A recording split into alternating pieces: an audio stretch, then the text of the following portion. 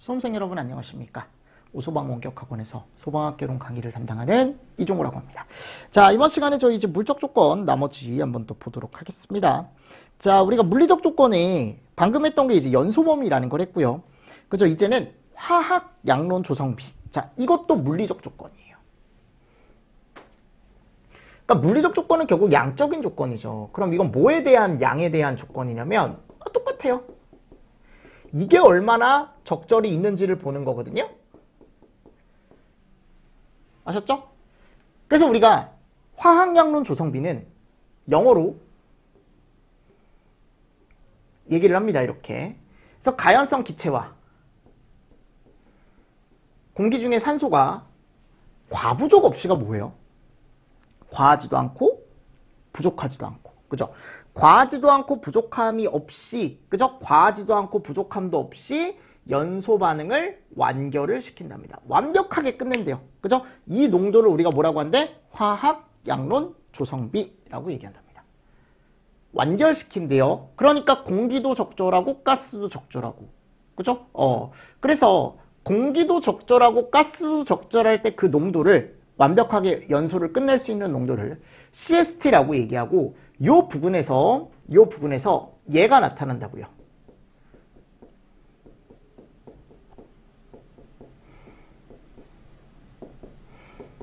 무슨 말씀인지 아시겠습니까?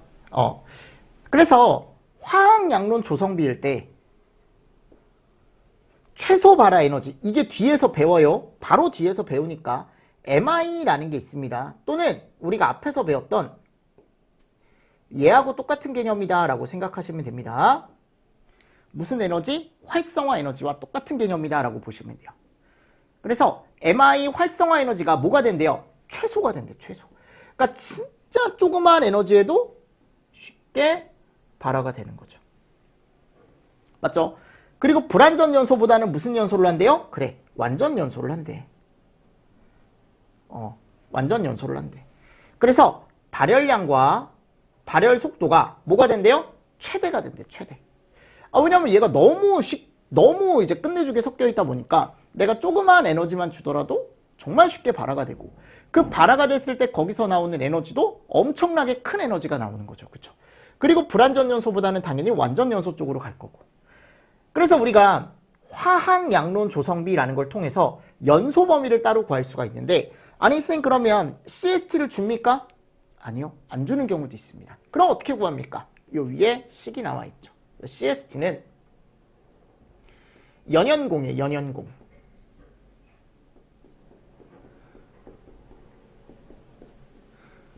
아셨죠? 그때 이 연이 뭐냐면 연료 몰수거든요. 그래서 가연몰. 얘가 뭐라고 여러분들? 가연몰. 됐죠? 그리고 이 공기는 자, 공기니까 우리가 얘를 산소 몰수를 알면 구할 수 있거든요. 기억하십니까? 네, 이런 식으로. 됐죠? 그래서 여기다가 곱하기 100을 해서 우리가 화학 양론 조성비라는 걸 구한다고요. 영어로 CST라고 얘기합니다. 됐죠? 그러면 내가 예를 들어 메테인이다. 얘는 완전 연소 반응식이 얘였죠. 오른쪽은 생략하겠습니다. 아셨죠? 그럼 여기가 2네요. 그럼 우리 CST는 가연물은 지금 1이에요. 그죠? 가연물은 1이야. 왜냐면 메탄 몰수가 1이잖아요. 여기다가 이제 2를 넣어주는데 이걸 0.21로 꼭 나눠줘야 공기 몰수가 나온다고요. 쌤, 왜 이렇게 나왔었죠? 라고 물어본다면 제 입장에선 정말 서운해지는 거예요. 또 우리 앞에서 공기는 21%가 산소라 그랬잖아요. 그죠? 기억하시죠? 그럼 0.21을 이쪽에 넣어주는 거예요. 그래서 여기서 얘기하는 공기 몰수는 내가 필요한 산소 몰수, 완전 연소 시에 필요한 산소 몰수를 여기다 대입을 해서 문제를 구할 수가 있다라는 거죠. 무슨 말씀인지 아시겠습니까? 그래서 이런 문제가 나오는 거예요, 여러분들. 시험 문제가. 아셨죠? 그래서 내가 예를 들어 이거를 이제 계산을 해보자라는 거죠. 그러니까 무슨 말이냐면 요게 이제 1이고 1 플러스 자 얘네, 그럼 얘는 결국은 200을 21로 나눠주면 되는 거거든요. 100씩 곱해서. 그죠? 그럼 여기 이제 몇 정도 나오냐면 한 9 정도 나올 거야. 9. 그죠? 2, 9, 18. 이렇게. 이 정도 나오죠. 그리고 여기 한 9.5 정도 나오겠네. 5. 그죠? 그리고 2, 50. 무슨 말씀인지 아시겠습니까? 요게. 그래서 이 정도 나오는 거죠. 어차피 이거 없어지니까, 그죠? 요거 0 되고, 이렇게 되는 거니까. 그러면 9.5, 3? 3까지는 안 들어가네요. 2. 9.52 정도 나오네요, 여기가. 무슨 말씀인지 아시겠습니까? 네.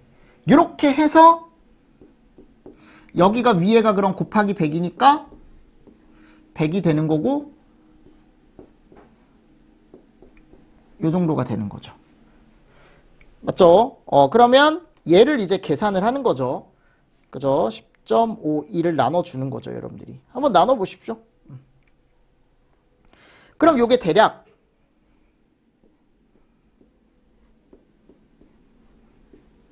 요 정도 나옵니다. 대략이에요. 9.51 이렇게 나와요. 그러니까 이걸 가지고 내가 이제 어떻게 하는 거야? 이걸 가지고 여기다가 대입을 하는 거죠. 여기다가 CST를. 그래서 그러면 하한계가 나오기도 하고 뭐다가 나오기도 한데요. 상한계가 나오기도 한대. 그치? 그래서 뭐 예를 들어 9.5가 나왔다라고 한다면 여기다가 0.5를 곱해주면 여기 이제 5.2 정도 나오고 하한계가. 그죠? 상한계는 3.5에 아까 9.5 나왔죠. 그죠? 되면은 요게 대략 33이 나온대. 근데 이 상한계를 여러분들 잘 안 구해요. 그래서 이게 정확하지 않아서. 아셨죠? 그래서 내가 예를 들어 9.5%가 아까 나왔잖아요. 그죠? 그래서 보통 하한계 구할 때 많이 써요. 이것도. 그래서 요번에도 이제 하한계 구하는 게 나왔고. 그래서 뭐 일단은 이렇게 나온다. 그래서 요건 이제 화학량론 조성비라는 걸 이용해서 계산을 할 수도 있다라는 거지. 계산을 할 수도 있다. 됐죠? 그래서 요게 이제 나오더라. 나오더라. 그래서 CST는 우리가 9.5다. 그럼 제가 아까 그랬죠. 우리가 화학량론 조성비는 5에서 15라는 메탄의 연소 범위를 알고 있으면 대략 그 센타 정도 된다라고 말씀드렸죠. 대략 센타가 아까 10%였잖아요. 유사하네요. 한 9.5%니까. 맞습니까? 네. 그래서 이런 개념을 조금 잘 보셔라라는 겁니다. 그래서 이것도 뒤에 나와요. 문제로. 뒤에 문제에서 저하고 같이 한번 또 풀어보시면 되고. 그래서 요거는 정의 잘 정리하시고 식도 정리하시고 존스 법칙이라는 게 최근에 나왔기 때문에 처음 나왔어요. 공무원 시험에. 원래 존스 법칙이 한 번도 나온 적 없는데 처음 이미 등장을 했어요. 이제 등장을 하기 시작했으니까 또 나올 수 있는 거죠. 그죠? 자, 그리고 나서 이제 네 번째 가보도록 하겠습니다. 자, 요것도 물리적인 조건입니다. 양적인 조건입니다. 양적인 조건. 그죠? 요거는 뭐에 대한 양적인 조건이냐면 요거. 산소 농도. 그래서 내가 어떤 가연물을 태우고자 할 때, 가연물을 뭐 할 때? 태우고자 할 때. 태우고자 할 때. 필요한 뭐의 농도래요? 산소의 농도래. 그치? 그러니까 O2 농도, O2 농도. 이거 되게 중요하거든요. 시험 문제 많이 나와요, 여러분들. 최근에도 많이 나왔어요. 그럼 이 MOC를 어떻게 구하냐면 우리가 산소 몰수에다가 LFL을 곱해준대요. 아셨죠? 근데 이때 산소 몰수는 완전 연소 시에 필요한 산소 몰수예요. 자, 거기다가 얘를 곱해준대. 하한계. 아셨죠? 이따가 연습해 봅시다. 일단은 이 공식은 이따가 어차피 한 번 더 보셔야 되고, 자, 정의를 보겠습니다. 그럼 이 최소한의 산소 농도는 언제 필요한 최소한의 산소 농도냐면 정의 꼭 알고 계셔야 돼. 화염 전파를 위한 최소한의 산소 농도다. 그죠? 또는 이제 불이 나기 위한 이 가연성 물질에 불을 붙이기 위해 필요한 최소한의 산소 농도를 우리가 뭐라고 하냐면 MOC라고 얘기합니다. 그래서 화염 전파를 위한 최소한의 산소 농도다. 자, 산소 농도를 MOC보다 낮게 낮추면 아셨죠? 그러니까 이게 무슨 말이냐면 내가 MOC가 예를 들어 A라는 가연물이 5%래요. 그럼 얘는 산소가 10%가 있어야 탈 수 있는 거거든요. 5%. 뭐라는 거야, 여러분들? 제가 말이 헛나왔어요. 5%라고 써놓고 왜 10%라고 얘기했을까요? 그죠? 그러니까 내가 어떤 가연물의 MOC를 구했을 때 이게 5%가 나왔대, 답이. 그럼 이 가연물은 5%의 산소는 최소한 있어야 불이 붙는 애라고요. 무슨 말씀인지 아시겠습니까? 그러면 5%보다 낮게 산소를 주게 되면 불이 붙을까요? 안 붙을까요? 안 붙죠. 무슨 말씀인지 아시겠습니까? 그래서 얘를 한 4.9%로 유지를 하면 불이 붙지 않는다. 그러니까 MOC보다 낮게 낮추면 연료는 상관없대. 가연물이 얼마나 있던지 간에 산소와 화합을 했을 때 그 산소와 화합할 수 있는 양, 그 산소량 자체가 적기 때문에 불이 난다, 안 난다? 안 난다라는 걸 지금 얘기하는 거예요. 그죠? 그리고 연소할 때 화염이 전파되는 필요한 산소 농도, 임계, 이게 한계점, 한계 산소 농도. 그 한계다, 불이 붙느냐 안 붙느냐에 따른 그 한계점이다, 한계점. 필요한 임계 산소 농도다라고 되어 있고, 완전 연소 반응식의 산소 몰수에 의해 최소 산소 농도가 결정이 된다. 아까도 얘기했지만 이 산소 몰수는 완전 연소를 위해 필요한 산소 몰수를 얘기합니다. 아셨죠? 그래서 이 산소 몰수.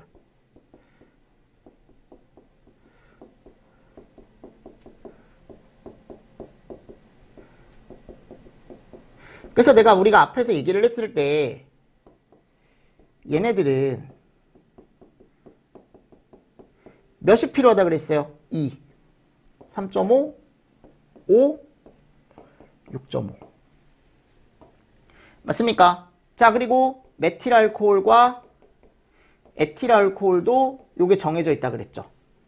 맞나요? 그래서 제가 요 정도는 암기를 좀 해두시는 게 좋다라고 말씀드렸죠.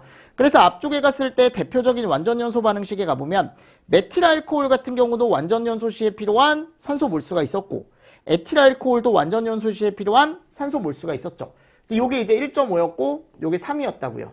그리고 뭐 프로필까지 간다라고 한다면 여기가 4.5겠죠. 그러니까 이거를 사용하는 거예요, 여기다가. 그리고 그 가연물의 각각에 대한 연소 하한계를 곱해주는 거죠. 그죠? 무슨 말씀인지 아시겠습니까? 그래서 MOC 계산은 이렇게 한다라는 걸 제가 여기다 넣어준 거고, 이건 당연한 얘기죠. 불활성 물질을 첨가하면 연소 범위가 좁아져서 연소가 된다라는 거.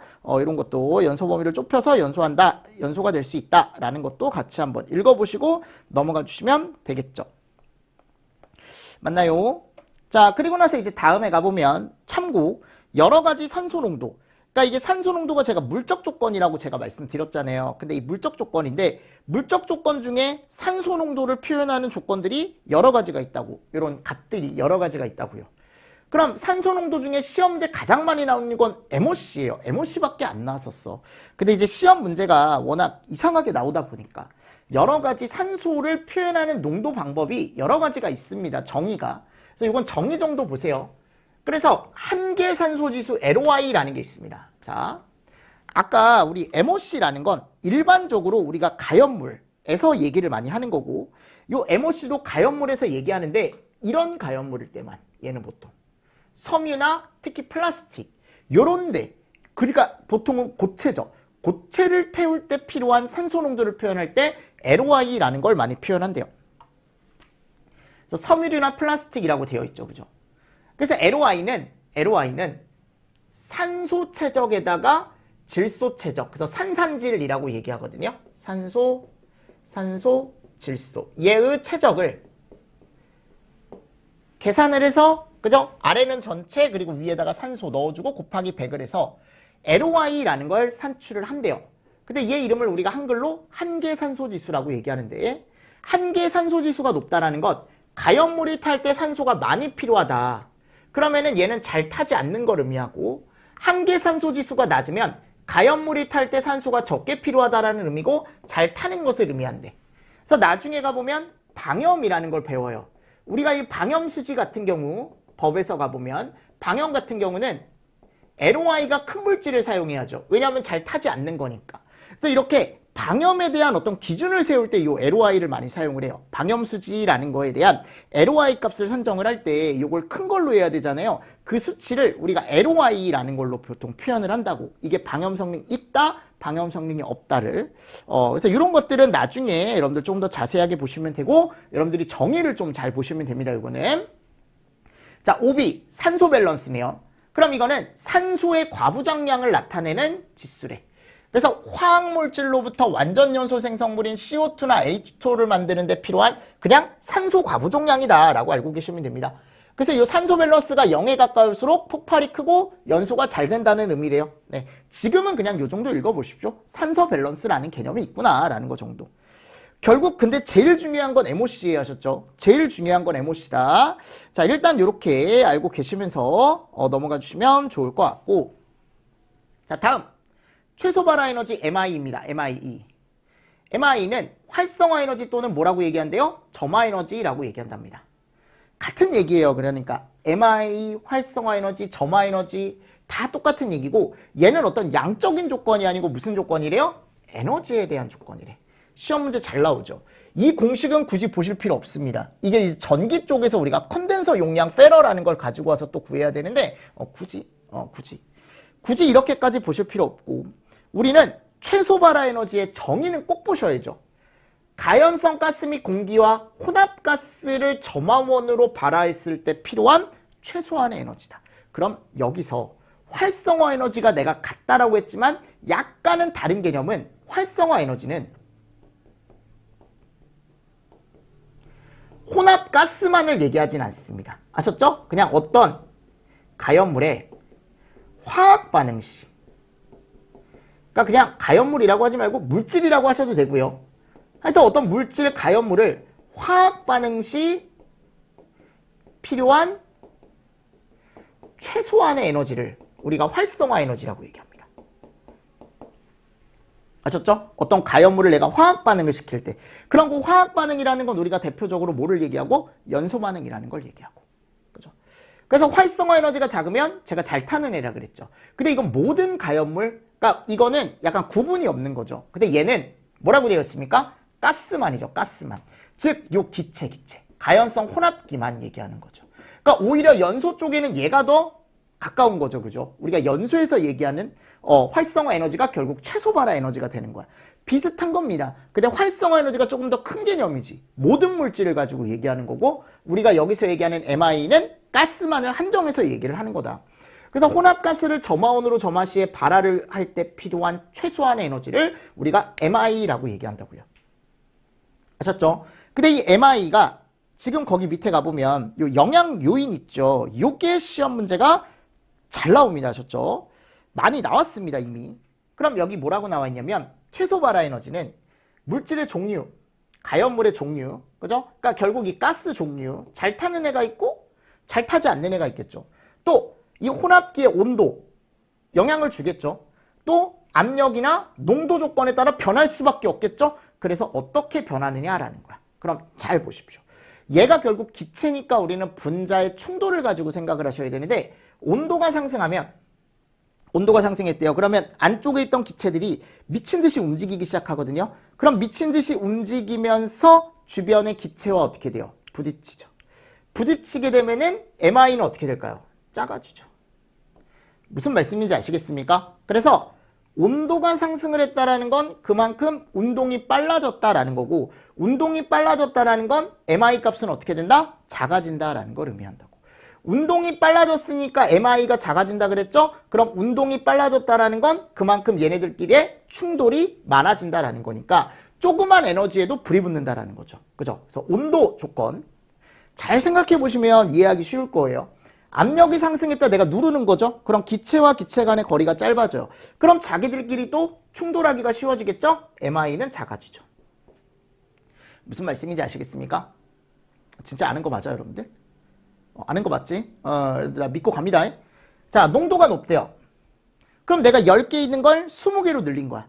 10개 있는 기체를 20개로 늘려요. 그러면 또 10개 있던 애들이 20개가 또 들어가 버리면, 그죠? 10개가 더 들어온 거잖아. 그럼 자기들끼리의 거리가 또 좁아지죠. 충돌의 수가 많아지고 작아질 수밖에 없겠지. 열 전도율이 낮대. 열 전도율이 낮다라는 건 그만큼 뭐가 잘 된다? 열 축적이 잘 된다라는 거지. 맞잖아, 여러분들. 열 전도율이 낮다라는 건 열 축적이 잘 된다라는 거라고요.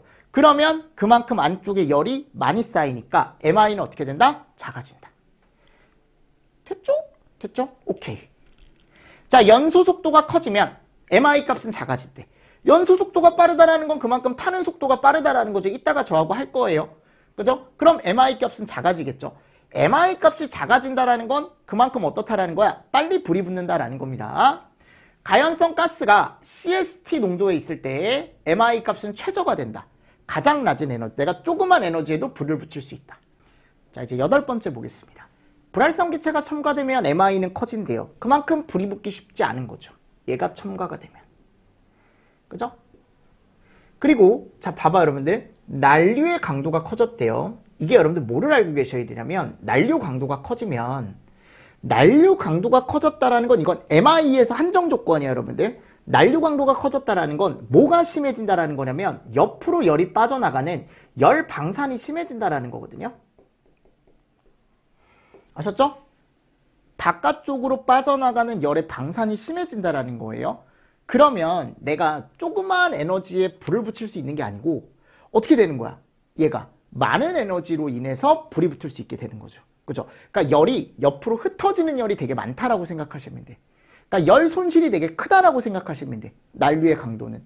근데 이거를 오해하지 마실 게 뭐냐면 기본적으로 우리가 보통 얘기했을 때 가연성 가스 그 자체가 타기에는 난류일 땐 더 좋거든요.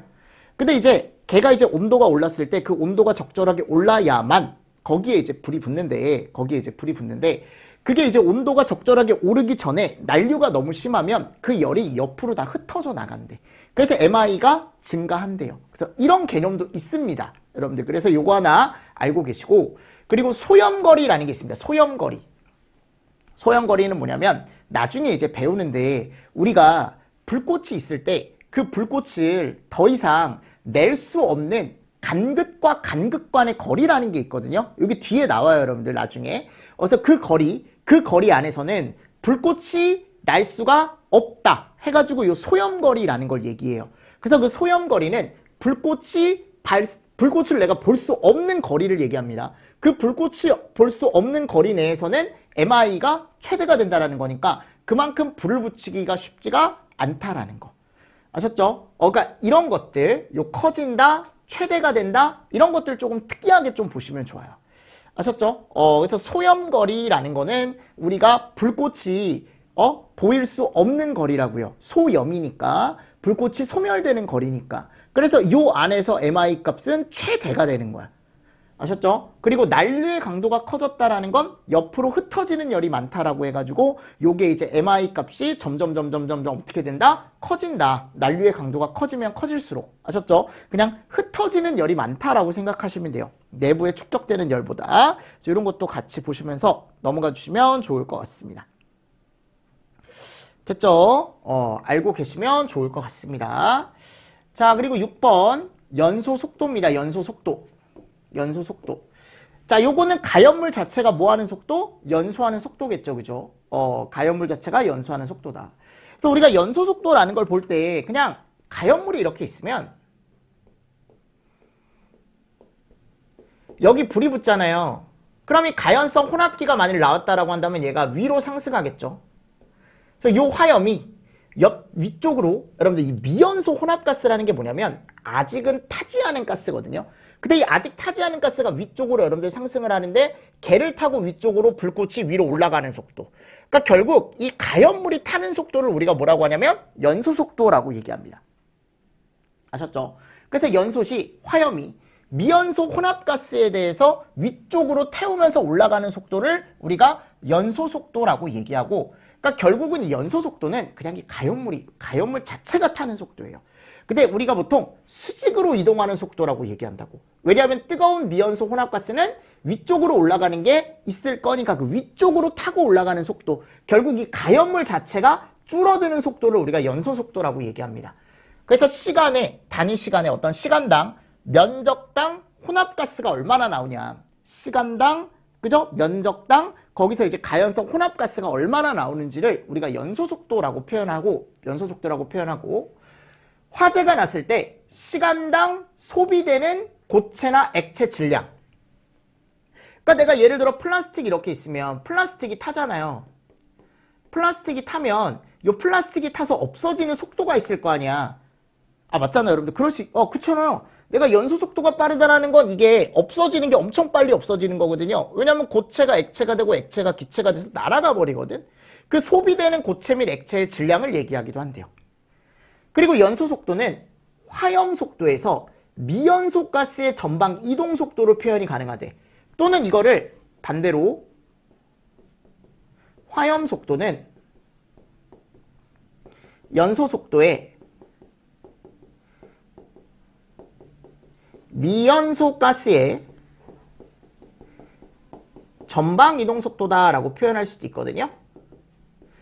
요거는 식으로 여러분들 나중에 제가 설명을 드릴게요. 밑에 화염 속도 보면서 설명을 드릴 테니까 일단 요거는 살짝 넘어가고. 자, 그럼 가연물을 태우는 가연물이 타는 연소 속도에 영향을 미칠 수 있는 영향 요소가 어떤 게 있냐라고 나와 있는데 요 네 가지는 무조건 알고 계셔야 돼. 그럼 봐봐. 근데 이거 되게 쉬워요. 가연물의 종류가 중요하대. 중요하죠. 이게 잘 타는 가연물이냐 잘 타지 않는 가연물이냐. 그죠? 그거에 따라서 우리가 이제 연소 속도의 영향을 받겠죠. 그죠? 가연물이 잘 타는 애면 연소 속도가 좀 빠를 거고, 가연물이 잘 타지 않는 가연물이면 연소 속도가 좀 느릴 거고. 그죠? 그래서 가연물의 양이나 표면적이 클수록, 휘발성이 클수록, 연소열, 연소시에 나오는 열이 클수록 연소 속도는 증가한다라고 되어 있죠. 자, 촉매 존재 유무와 촉매 농도. 그러니까 내가 주변에다가 그 가연물이 탈 때 타기 쉽게 촉매를 넣어주냐. 촉매라는 건 활성화 에너지를 낮춰주는 거라 그랬어요. 촉매가 있냐 또는 촉매가 없냐, 그거에 따라 달라진다. 그죠? 그리고 촉매 농도에 따라서도 달라진다. 촉매를 내가 많이 넣냐 아니면 촉매를 조금만 넣냐에 따라서도 달라질 수 있죠. 그렇죠? 그리고 산소 중요하죠. 산소나 공기가 많을수록 연소 속도는 증가하겠죠. 그리고 가연물과 산화제의 혼합비, 우리가 얘를 당량비, 그래서 우리가 가연물과 산소가 얼마나 잘 혼합되어 있는지를 혼합비, 당량비라고 얘기하는데, 화학양론 조성비일 때 연소 속도는 빨라지죠. 대신에 이게 연소 한계에 가까워지면 가까워질수록 연소 속도가 늦어지죠. 그러니까 내가 예를 들어 연소 범위가 이렇게 있으면 뭐 이쯤 CST가 있다라고 한다. 그 여기서 진짜 잘 타는 거고, 얘가 위쪽으로 가면 갈수록 아래쪽으로 가면 갈수록 더 잘 타지 않게 되겠죠. 이때는. 맞습니까? 네, 이런 개념도 한 번 정도는 잘 체크를 해 두셔야겠죠. 됐죠? 그리고 요거 벗어나면 연소가 잘 되지 않는다라고 말씀을 드렸고, 자, 요거 보세요. 미연소 가스 열 전도율이래. 그래서 미연소 가스의 열 전도율이 높다. 자, 이 말은 뭐냐면, 내가 예를 들어 얘가 타면 여기서 아직 타지 않은 가스가 나온다 그랬잖아요. 그리고 얘를 태우면서 이제 불꽃이 올라가는 거거든요. 그럼 얘네들이 아직 타지 않은 미연소 가스가 위쪽으로 계속 올라갈 텐데, 이 미연소 가스 열 전도율이 높대요. 그러니까 미연소 가스 요 하나 얘네들이 열 전도율이 높다라는 건 옆에 또는 위로 올라가는 또는 옆으로 가는 가스한테 뭐를 잘 넘겨준다라는 거예요. 열을 잘 넘겨준다라는 거죠. 그러니까 이건 속도 개념인 거예요. 속도. 그러니까 옆으로 열을 잘 퍼뜨려 주니까 열이 여기에 있다가 위로 빠르게 올라가겠죠. 그럼 연소가 더 빠르게 확산이 되는 거고. 그죠? 그래서 열 전도율이 높을수록, 가스예요. 가스의 열 전도율이에요. 가스의 열 전도율이 높을수록 연소 속도는 커진다. 자, 미연소 가스 밀도가 낮대. 그럼 얘는 잘 뜬다라는 거죠. 그러니까 잘 뜬다, 가볍다, 가벼운 애들일수록 연소 확산은 제가 더 빠르다라고 말씀을 드렸죠. 연소 가스의 비열, 미연소 가스의 비열. 그러니까 아직 타지 않은 가스지만 걔가 비열이 낮다라는 건 조그만 열만 주더라도 어떻게 되더라? 온도가 확 올라가더라. 그러니까 조그만 애일수록 연소 속도는 커지죠. 그죠? 그 가스 자체가 잘 타는 가스다 보니까 비열이 낮은 애가. 됐죠? 자, 그리고 난류일 때 연소 속도는 증가한다라고 되어 있습니다. 난류일 때 연소 속도는 증가한다. 왜냐면 가스 자체는 여러분들 난류일 때 자기들끼리 또 뭐를 잘해요? 이제 충돌하기 쉽다 그랬죠. 충돌하기 쉬워지면서 연소 속도는 더 빠르게 증가할 거다라고 되어 있습니다. 됐습니까? 네, 요거 개념 잘 알고 계십시오. 그러니까 기본적으로 난류일 때 가연물은 잘 타는 거예요. 기본적으로 가연물 그 자체는.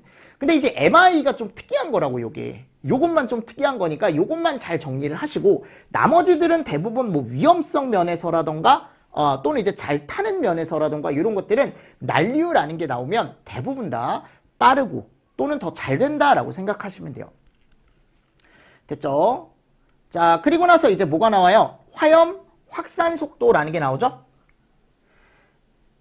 자, 우리가 얘를 화염 전파 속도라고 얘기하기도 하거든요. 그럼 화염은 뭐냐? 연소한 가스와 미연소 가스 경계면에서 복잡한 화학 반응이 일어나 고온에, 저온이 아니고 정말 뜨거운 강한 빛이 나온대. 걔를 뭐라고 한대요? 화염이라고 얘기한대. 아니 틀림없이 여기에 연소한 가스, 그러니까 이미 타고 있는 가스가 있고 여기 아직 타지 않은 가스가 있대요. 근데 이미 타버린 가스는 이 불이 얘를 태우러 계속 갈 거거든요. 그럼 여기 경계면에 결국 여기 이제 불꽃이 나타난대. 걔를 우리가 뭐라고 하는데? 화염. 그냥 결국 이걸 화염이라고 하는 게 이 불꽃을 그냥 화염이라고 얘기하는 거예요. 그럼 이 화염은 결국은 어느 순간 미연소 가스를 태울 거거든요. 자, 그럼 두 번째가 보면 화염속도, 화염속도라고 나와 있습니다. 화염속도.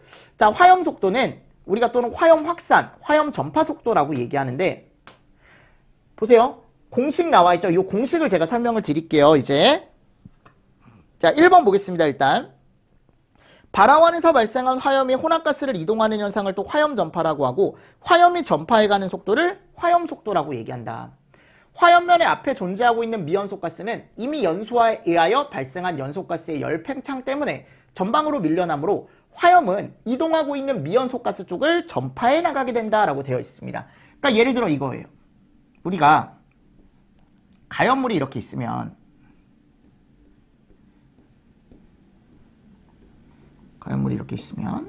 자, 틀림없이 얘가 불이 붙어요. 여기에. 맞죠? 그럼 여기서 미연소 가스가 나온다고. 그러니까 당연히 얘가 탔으니까 이제 타지 않은 가스들이 위로도 올라갈 거고 전방으로도 나갈 거라고요. 맞죠? 그러면 이 불꽃은 누구를 태우러 가냐면 이제 얘네들을 태우러 간다니까? 맞죠, 여러분들? 근데 위쪽으로 태우러 가는 속도를 우리가 이름을 뭐라고 하냐면 연소속도라고 얘기하는 거고. 됐죠? 그래서 이 가연물 자체가 타는 속도라고 생각하시면 돼요. 위쪽으로 불꽃이 올라가면서 이 가연물 자체가 타잖아요. 그죠? 얘를 우리가 무슨 속도? 연소속도. 얘가 수직 이동속도가 되는 거고. 자, 근데 미연소 가스가 전방으로도 나가거든요. 그럼 이 전방 쪽으로도 이 화염이 어떻게 될까요? 이동을 하겠죠. 그럼 얘는 가연물을 태우는 게 아니고 이 가스를 타고 앞쪽으로 이동하게 되는 거거든. 앞쪽으로. 맞습니까? 그래서 얘를 수평 쪽이죠. 얘는. 이름을 뭐라고 하냐면 화염 전파 속도라고 얘기한다고. 무슨 말씀인지 아시겠죠? 그래서 우리가 화염 전파 속도라고 얘기하는 거죠. 그럼 이 화염 전파 속도는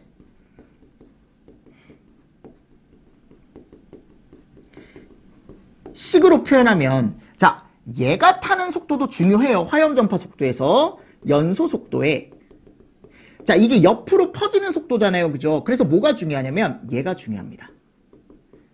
미연소 가스가 앞쪽으로 얼마나 이동을 하냐. 되게 중요합니다. 이거 전방 이동 속도, 수평 이동 속도라고 얘기하거든요. 아셨죠? 요게 앞쪽으로 얼마나 빠르게 이동하냐가 되게 중요하다고. 그래, 이거에 따라서 여러분들 이게 빨리 움직이면은 화염 전파도 빨리 될 거고. 그죠? 그럼 반대로 생각하면 연소 속도는 빼주면 되는 거죠, 얘를. 화염 전파 속도에서 얘를 빼주면 얘 자체가 타는 속도가 나온다고. 그래서 공식을 여러분들이 두 개를 같이 알고 계셔야 돼. 됐죠? 그래서 본문 한번 읽어보시고 근데 시험 문제는 보통 화염 전파 속도보다는 뭐가 나와요? 연소 속도 개념이 나옵니다. 보통은 일반적으로. 아셨죠? 그래서 요거 잘 체크해 두셨다가 여러분들 문제로 나왔을 때 문제를 푸실 수 있으면 됩니다. 근데 지금은 아직은 연소 속도만 시험 문제가 나왔어요. 지금까지는 연소 속도만 시험 문제가 나왔으니까 그런 개념들 같이 보시고 화염 전파 속도는 그 공식 잘 알고 계시고 요 2번에 가보면 화염면의 앞에 존재하고 있는 요 미연소 가스 이미 연소에 의해 발생한 연소가스의 열팽창에 의해 그죠? 전방으로 계속 밀려간다고. 왜냐면 여기 뜨거운 불꽃이 발생하면 뜨거운 불꽃이 발생했으니까 이게 뜨거우니까 앞쪽으로 계속 이동한다고요. 그럼 걔 이동하는 걸 태우려고 계속 앞쪽으로 가는 거라니까 걔를 우리가 무슨 속도? 화염 전파 속도라고 얘기합니다. 무슨 말씀인지 아시겠습니까? 네, 요거 잘 알고 계셔야 됩니다. 그래서 여러분들이 정리를 하실 때 연소 속도와 화염 속도를 좀 구분을 해서 정리를 좀 해두시면 좋고 시험 문제로는 아직은 연소 속도밖에 출제가 안 됐다라는 거 한 번 더 정리해 두시면서 넘어가 주시면 됩니다. 자, 그럼 우리 조금 쉬었다가 이제 열 방출 속도를 볼 텐데 이번 주차는 여기까지만 제가 하고요. 다음 주차 때 열 방출 속도부터 해서 뒤쪽에 나와 있는 연습 문제 한번 쭉 한번 풀어보도록 하겠습니다. 아셨습니까? 네, 그렇게 하면 이제 챕터 4가 끝나요. 그죠? 그리고 챕터 5 그리고 이제 그 다음 시간에 폭발 이런 식으로 해서 연소를 한번 좀 마무리를 좀 해보도록 하겠습니다. 연소는 어차피 챕터 5까지니까요. 그죠? 그리고 이제 폭발로 넘어가는 거죠.